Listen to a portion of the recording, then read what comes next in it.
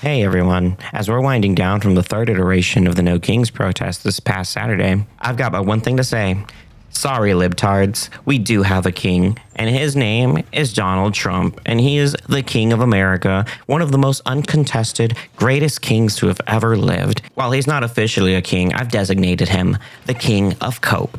Because holy fuck can this man cope. The amount of bullshit that has come from his mouth since this conflict in Iran started a month ago is preposterous. How anyone has any faith left in this administration is beyond me. Everything that they tried to do has completely and utterly failed. They tried to get the Iranian people to incite revolution. Failed. They're trying to prop up a government that would be more willing to cooperate with the United States. Failed. They're trying to negotiate peace in efforts that Iran would no longer produce nuclear material. Failed. They're trying to completely decimate the Iranian military. Also failed, despite what they are saying. Because it seems like every other day we're destroying their navy. We have 100% air superiority. Yeah, that's why we lost an F-35. Shit, they fucking shot down a cruise missile today as I'm recording this. But we have air superiority. According to him, the war is basically over, right? The war is basically over and their navy is decimated, so much so that every day we're decimating it again. You know, they're probably just really fast at building ships. They get a new navy out every couple days, so every couple days we have to sink more, right? That's how that works. We have air superiority, but that's why we're using long-range standoff munitions. We aren't flying directly over them. No, we're flying close to the border and then launching shit from the border into the country. And they still managed to shoot down an F-35. It didn't go down. It took hits and it came back and, you know, everyone was okay, thankfully. But how long until they get another lucky shot? Negotiations are going well. They really are listening to what we're saying. It's going great. Yeah, that's why Witkoff just left Islamabad, citing failed negotiations. Also today. Fucking crazy, isn't it? And a quick note on this. I mean, everyone's talking about how the Iranians really want to talk to J.D. Vance and not Witkoff and Kushner anymore. And they're like, why do they want to talk to J.D.? Because Kushner and Witkoff are fucking Jews. They work for Israel. They don't work for us. They're part of the problem. They were the fucking birds in Trump's ears, along with Cruz and fucking, what's his face, Levine. Well, actually, it wasn't Levine I was thinking of. It was someone else. But it was probably Levine too. It was Cruz, Levine, and what's that bitch's name, dude? Lindsey. Yeah, that bitch. Lindsey Graham. All those fucking bitches in his ear telling him, you gotta bomb Iran, you gotta bomb Iran. Yeah, no wonder they don't want to fucking talk to Kushner and Witkoff. Who the fuck would? In their position, they're the main aggressors. They are the reason they got bombed from their perspective. They see JD as like the only possible one who might not have religious motivation in this because he's Catholic. However, we've seen he did not kiss the Pope's ring, but he kissed the wall. So, you know, I don't really know where this all falls. I don't trust any of them. None of them. Get rid of everybody. I don't trust anybody. Anyway, moving on. But hey, at least the Dow's over 50,000. Oh, well, shit. As it stands, we are about a month into this conflict, and we've expended years' worth of critical munitions. We've used up reserves of Tomahawk missiles, Patriot missiles, and are running dangerously low on THAAD interceptors. So much so that we took the THAAD battery we had given to the South Koreans as a deterrent to the North Koreans. We took that shit. We took that and we brought it back into the Middle East because, you know, we need it. And we actually need it. All the Gulf states that rely on us for all this shit too, yeah, they're also getting fucked. We gotta make sure that Israel has enough to, you know, protect itself. And then our bases are secondary to that, as we can see in Iraq with our bases being bombed and shelled almost daily, pretty much constantly. Just, I don't know if it was today or yesterday, we had to agree to a 24-hour ceasefire to allow the full withdrawal of US and NATO troops from Victoria Base in Baghdad. This is with the PMF militia in Iraq, by the way, which we're fighting on like 50 fronts because there are a myriad of militia groups in Iraq that are all against us at the moment. And they actually, you know, in fucking great US and Israeli fashion, as soon as we got our last man out, that 24 hours meant jack shit because we immediately bombed a PMU base in Al Jarf, as well as fucking assassinating a PMF commander in the Anbar province. His name was Haji. If you know, you know. Anyway, and because of this, the base that we moved everyone to in Syria is now getting shelled the fuck as well. Like, what are we doing? We are putting lives at risk for literally no fucking reason. Not to mention that our retard in chief is constantly antagonizing them, claiming that the war is basically already over. He's claimed that the war is over multiple times, by the way, for multiple weeks in a row. Like, I believe he even said again today that the war is basically over. He said it last week. He said it the week before that. And Iranian officials, the IRGC, everyone's basically memeing on him. Everyone in the region is memeing on him. Like this fucking meme recently from the Iranian embassy in South Africa, quoting Donald Trump, good and productive talks with Iran. And they just have a screenshot of these like Telegram messages saying, hey, Ayatollah, let's talk about straight for sure. Oh, that's good to hear. I will cease attacks for 5 days. Thanks for your attention to this matter. Like, he's a fucking joke, bro. He's a fucking joke. I don't know how anyone can believe a single goddamn word that's coming out of his fucking mouth. I'm over it. I'm so over it. And they're trying to gear up for an invasion. On top of everything, they're trying to gear up for a land invasion. They keep asking, hey, are we going to put troops on the ground? And he's like, no. And then they're going to put troops on the ground. And then he's like, well, maybe. And then they're like, are we going to put troops on the ground? He's like, well, no. But if we were, I wasn't going to tell you. Meanwhile, the Pentagon is considering deploying about 3,000 rapid response paratroopers from the 82nd Airborne to potential United States operations in Iran, including a possible move to seize Karg Island. I will go into great detail later about just how fucking difficult of an endeavor it would be to try to take Karg Island. On top of the 2,500 Marines, the MEU unit we just sent in, that's kind of barely, I think, they should be getting there pretty soon, with alongside another MEU unit that has been deployed to the region and is currently en route. And from now on, I'm just going to say MEU because MEU unit is retarded. It's Marine Expeditionary Unit, whatever, it doesn't matter. Just a quick note from future me, because I suck at being consistent in recording and can't bring myself to finish this fucking video that I've been making for like a week and a half already. And a week and a half is already too much because a lot of this information has now been changing and I have to keep adding little addendums. Anyway, sorry, ranting, fuck. Yeah, so those Rangers that I mentioned earlier did get deployed. As well as on 3/26, the Pentagon was weighing sending 10,000 additional troops to the Middle East to give President Trump more military operations, according to Wall Street Journal. Moving forward to 3/27, Iran has reinforced the entirety of Karg Island with troops, air defenses, land, sea, air mines. I mentioned later in the video how Iranian troops are posting pictures from Karg Island. They're posted up with their AKs and their drones. Of course, they got drones. Anyway, also 3/27, the USS George H.W. Bush aircraft carrier will deploy to the Middle East. March 28th, we see a letter dated March 26th from the commanding general of the Marine Force Reserves, basically telling them to be ready as well and be ready to mobilize immediately because of the threats we face in Iran. Could be nothing, could be something, we don't know. And then 3/29, the Pentagon is preparing for weeks of ground operations in Iran, according to the Washington Post. They still have not received authorization, though, so that's kind of not happening, but they're preparing. Also, 3/29, the Department of War is seeking contractors to quickly supply prefab shelters to protect troops in the Middle East, showing we're not going anywhere anytime soon. And 3/29, including the arrival of the 2 Marine Expeditionary Units and their sailors, that has brought the total amount of troops in the Middle East to over 50,000, which is about 10,000 more than usual, according to the New York Times. And this just in today, March 30th, according to CBS News, hundreds of U.S. Special Operations troops, including Navy SEALs and Army Rangers, have been deployed to the Middle East alongside Marines and paratroopers. In case you thought things were slowing down. Hopefully that's the last addendum I have to make, though I'm going through this and I'm pretty sure it's not. But, please bear with me. Sorry in advance. Hope you're enjoying listening. Back to past me. Anyway, we're moving a lot of fucking people right now. And the fact that we're moving them right now is such a huge fucking tell. It's such a huge tell. Because why would we be moving our resources into the region after the initial attack? Well, let me tell you why. Let me fucking tell you why. It's because he genuinely believed that this would be like a week, 2 weeks tops. Somehow he believed that. And whoever sold it to him, fuck that guy. That guy should be fucking put on trial for treason. Another quick addendum. Those guys, the ones I mentioned earlier, yeah, we all know. We all know what they did. And we all know who told them to do it. Even if you look back at Operation Midnight Hammer, we did not completely destroy the nuclear fucking shit that we were going after. Yeah, it received some damage, but it was basically back up and running within the week. The fact that every other day we are launching the biggest strike in the region to date is worrying. It should be worrying because it shows that what we are doing is not working and we have to keep ramping it up. And it's because of that we can tell we are not even close to meeting any sort of objective that we had, which, by the way, none of us still know what the fucking objective is.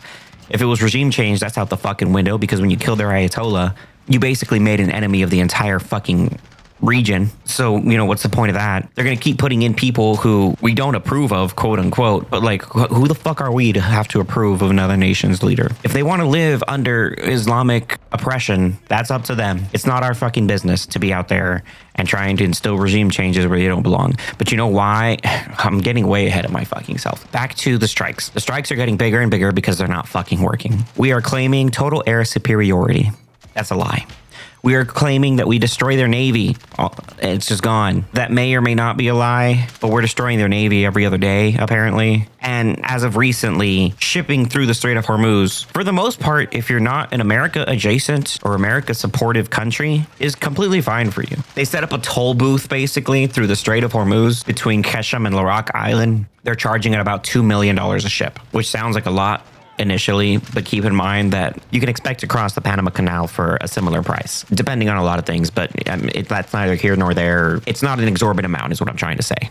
Of course, that's for nations that aren't allied with the U.S., because if you are allied with the U.S., they're going to get blown the fuck up if they try to cross. So sure, we destroyed their navy, but we're not doing anything about that because the strait is such a small area. Like yes, it's huge, but it's also small.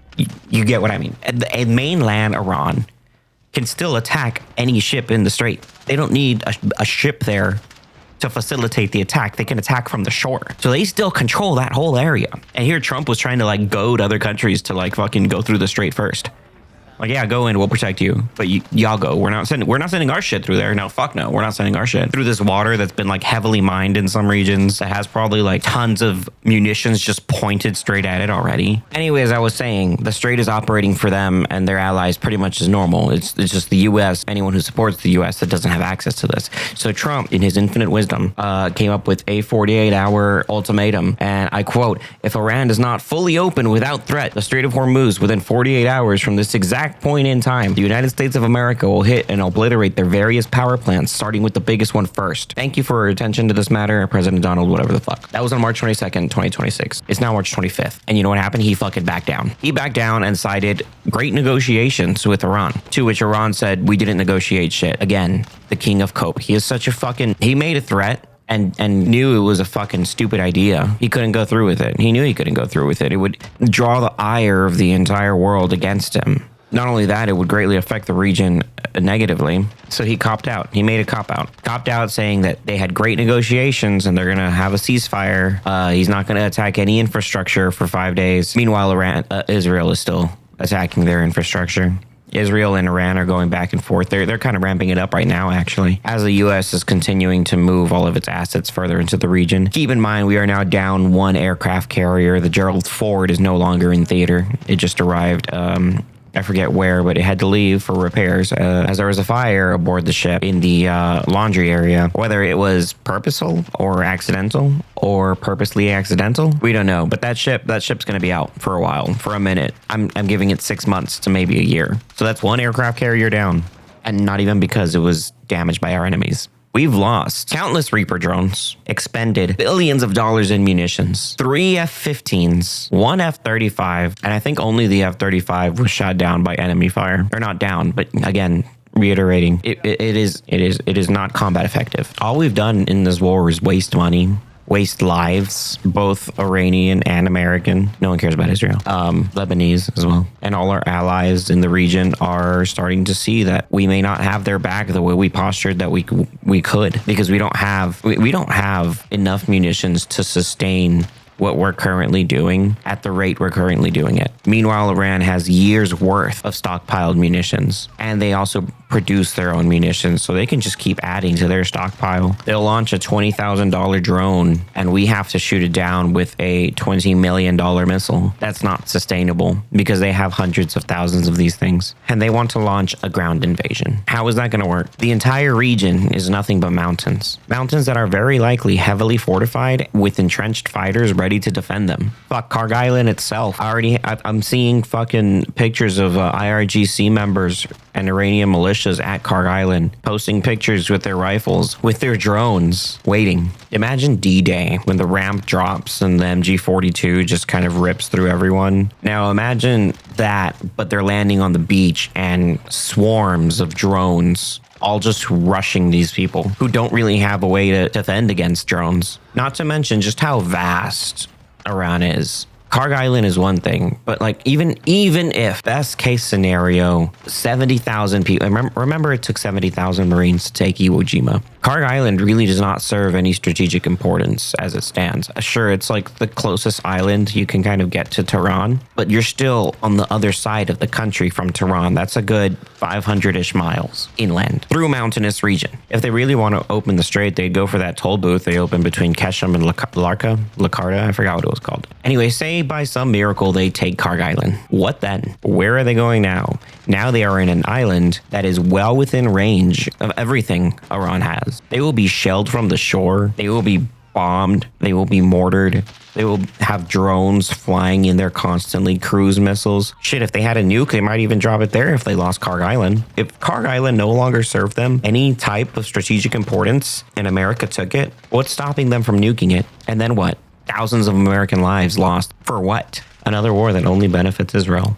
And it's not like this is some sort of new thing. This has been going on forever. We know that all the Gulf Wars were basically for Israel's benefit. If you've ever heard of the Clean Break Memo. The Clean Break Memo was a policy document prepared in 1996 by a study group led by Richard Pearl. He basically authored the Clean Break Memo. It was called A Clean Break, a New Strategy for Securing the Realm. And it was for Benjamin Netanyahu, who was back then the Prime Minister of Israel, who still currently is the Prime Minister of Israel. The report basically explained that for Israel to succeed, it basically outlined that for Israel to become the greatest superpower in the region, there are certain countries that stood in its way. Of these were Syria, Lebanon, Iraq, Iran, and I believe another one, but I can't remember.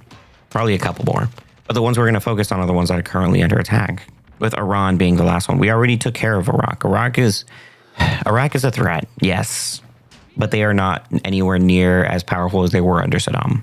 Speaking of Iraq, they formally joined the conflict against the United States, of course, with aiding Iran. Not like it really mattered officially or unofficially. All the militia groups existing within Iraq were already shelling us to hell. So, now they're formally shelling us. Like that matters. Iran was the last greatest threat to Israel and stood in the way of Israel becoming the superpower that it wants to be in the region. Going back to Richard Pearl, he was an American political advisor who served as the Assistant Secretary for Defense for Global Strategic Affairs under President Ronald Reagan.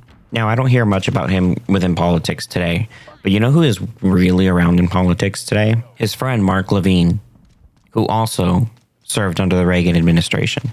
The more I look into the Reagan administration, the more I just see people with a certain background who support a certain New Jersey-sized state, and things have been going to shit ever since. Well, they've been going to shit for a long time. I mean, where do you begin with them? We could go back to the Clean Break Memo was in the 90s. Prior to that, the denazification. I don't want to get into the denazification stuff yet. But before that, we even have the Balfour Declaration in the middle of World War I. You can go back. You can just keep going back to even before World War I. The creation of the Fed in America with the sinking of the Titanic coincidentally had all the people who opposed the Fed on it. Things have been working against us for a very long time now. But I don't mean to be all doom and gloom. That's not the point of this video. Anyway, back to our present timeline. Let's see. Karg Island. What do we got? False flags. We got ground invasion of Iran. We've got so much going on. We've got this quite literally being the holy war for most people. And many people actively believing that this is the final holy war, that you have the evangelicals who are citing this will be the return of Jesus. You have the Israelis tricking them into saying it's going to be the return of Jesus when they're really trying to summon Malak. Maybe, I don't know. I'm just spitballing. And then you have the Muslims citing that this is also the return of Jesus, and Jesus is going to come back and let the Christians know that they're wrong and Islam is the one true way. Whether these things are real or not, they are believed in heavily. And whether they are happening because they were foretold or they are happening because people are manifesting their beliefs into reality makes no difference, because the fact of the matter is it's happening either way. And how is this going to happen? How we are, as a country, the United States, at an all-time morale low. We are more divided than ever. We are more defeated than ever, us and the younger generation, as we struggle with relationships, jobs, buying houses, living in general. And now we are being dragged into a war that nobody wanted. A war that our greatest ally told us that if we go in on foot, they are not going to help us. A war that our current military might not have the capability to win. And I'm not saying a defeat like the other defeats the country has seen. I don't know if you can call them defeats, strategic retreats, Vietnam and Afghanistan come to mind. I mean more, Vietnam might be a little closer because we did lose a lot of people in Vietnam. But that's what we're kind of looking at. That's the possibility we're looking at. Now, they can try to implement a draft. However, if they tried right now as we are, a draft would certainly lead to civil conflict. There is no doubt in my mind that a draft would lead to civil conflict. However, if they can bring the American people together to rally behind a cause, a common enemy, just like after 9/11, now you might have slightly more positive outcome. And speaking of 9/11, Lucky Larry Finkelstein, Silverstein. I love Silverstein, by the way, the band. I can't believe I called him Finkelstein, man. I'm just so darn anti. Lucky Larry Silverstein finalized the purchase of the U.S. Bank Tower in California. Now, why is this significant? The purchasing began in 2020 with the final finances finalizing, interesting, just this month in March. A reason this is significant is because about a couple weeks to a month ago, we had a memorandum from the FBI citing possible Iranian drone attacks in the California region. Now, don't get me wrong. By no means should we underestimate Iran. They have the capability. They can launch their Shahed drones, which have a range minimum of 600 miles from cargo containers. Our ports are open. Anyone who wants to do trade comes in. So if they come on a cargo ship under someone else's flag, get close enough to just open up some cargo containers and launch some drones, I mean, that's GG. I mean, no, not completely GG, but it's GG for the Californians there. It does not take much to cripple a giant city when you're talking about the payload of a Shahed drone. If a tower were to be swarmed by 4 of these drones, the results would kind of be catastrophic. Fuck, not even looking at the tower. There are so many targets within that range in California. The Golden Gate Bridge, the highway, the port itself, Navy bases, Marine bases, the SEALs train in Pendleton. I think it's Pendleton. No, Palm 29 Palms. Further proving my point, you got 29 Palms, you got Pendleton. I'm drawing a blank, but you got a lot more. California is an extremely target-rich environment. And we stateside don't have the THAAD batteries. We don't have the anti-drone devices. We don't have the fucking missiles that go after these drones that we have in Iraq. We are unprotected for the most part there if it were to be a sky attack. Or an attack from the sky from flying drones. Again, not overestimating Iran, but the possibility exists, which I'm harping on this because I've seen many people disputing it, just calling it 100% a false flag, which is completely another option. They could just completely false flag it. They, as in the U.S., Israel. That's always an option as well. But the fact of the matter is that this is kind of a possibility for Iran. They don't lack the capability to do so. Even if we saw them coming, who's to say that we stop them? Who's to say our government is willing to stop them when they have the perfect opportunity to not let a crisis go to waste? Those words should sound very familiar to you. Going further down this rabbit hole. By the way, this is all, aside from the FBI memo, the rest of this is pure conjecture on my part. This is all me speculating. It came to me in a dream 3,000 years ago. I made it the fuck up. Anyway, my source is me. You have the possibility of false flagging or just straight up actually attacking California. That triggers the emotional response from the people. Now they've directly been affected by the Iranian regime. The White House looks at this as the opportunity to launch that invasion of Kharg Island. Kharg Island it will be a bloodbath. Tremendous losses, especially depending how dedicated they are to trying to take this island, or maybe they're knowingly sending them on a suicide mission. Could be either or. I would not put the latter past them as in our government. Once we experience these losses to that magnitude, one, we'll need a draft to replenish. Two, many, many more people will now have been directly affected by this, causing a great many to seek revenge. Because now you have double revenge there. You have people who were affected by the false flag or Iranian attack or whatever happens in California, in this theoretical world. And then now further to the people who lost someone at Kharg Island invasion. You have people who will now begin to doubt the United States could win or has the capability to win. So they want to be part of, this is difficult to explain to people who don't really understand it. It's a sense of, I didn't want this war to happen, but since we're in it as a country, we're gotta fucking win, right? I mean, we don't want to lose as a country. Sure, there are some people who do feel that way, and I can see their perspective from it. However, you should want your nation to succeed, always. Unfortunately, that means the people in charge succeed.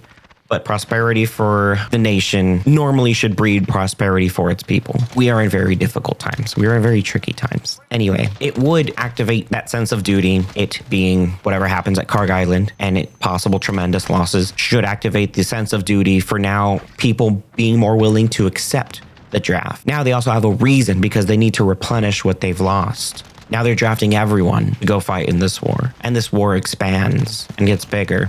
And where we go from there, well, that's anyone's guess. Who was it? Was it Fallout or was it Metro that had a pretty good guess when the nukes started flying? It was Iran and Israel. And that's the last thing we need, by the way. Any nuclear detonation in the Middle East right now would be catastrophic. It could yield catastrophic consequences to the world. Not just the countries there, but the entire world. Especially if it's Israel. If Israel's getting a nuke, then parts of the United States are fucked.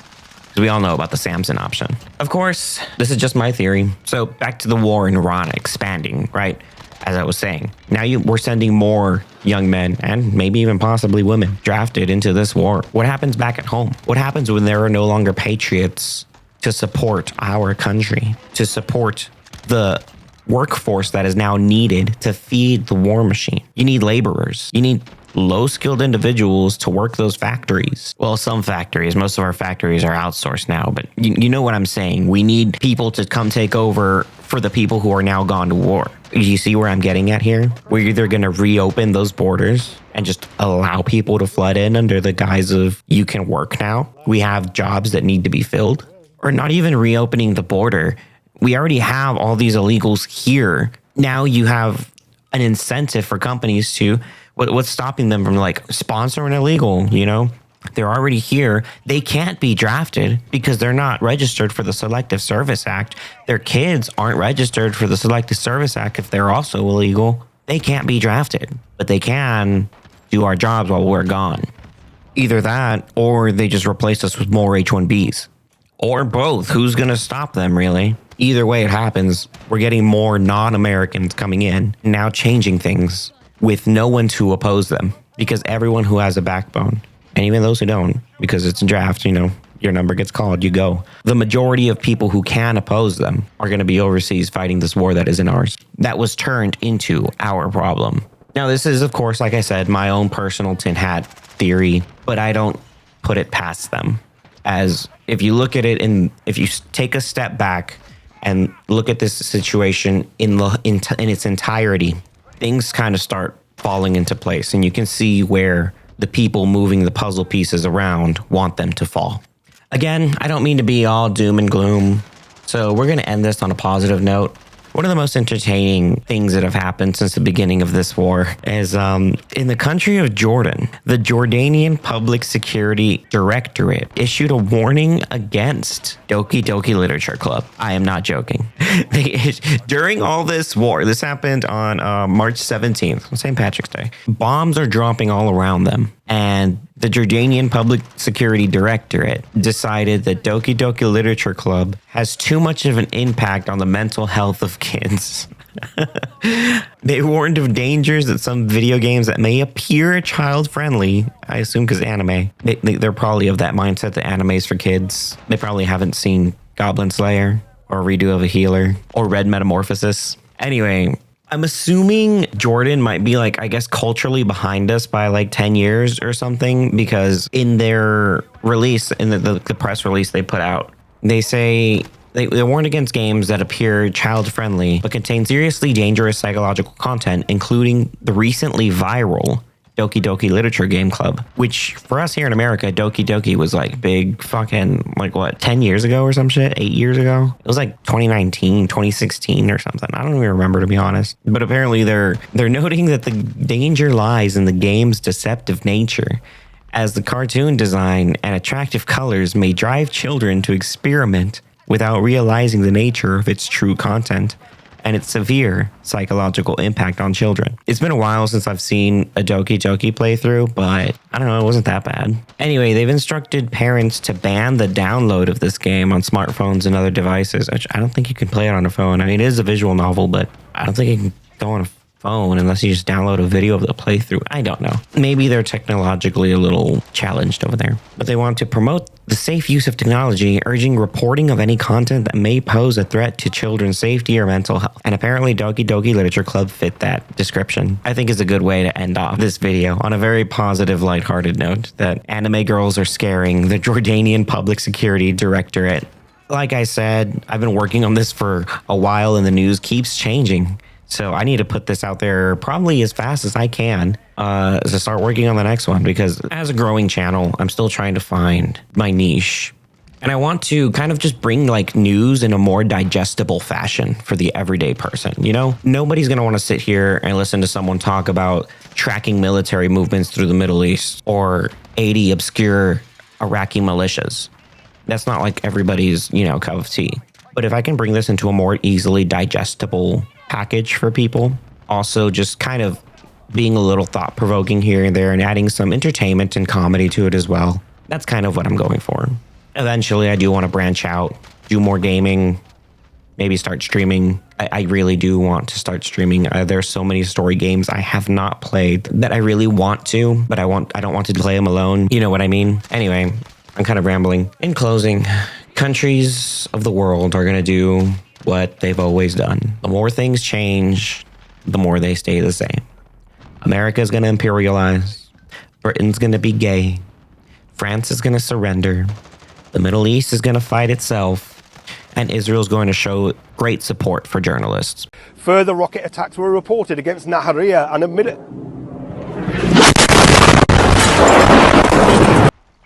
That clip was from Lebanon, by the way. The journalist is okay. See y'all next time. Don't forget to follow me on X at Yokayuki. You can watch me and perhaps join me in bullying our politicians on X, as is our American duty.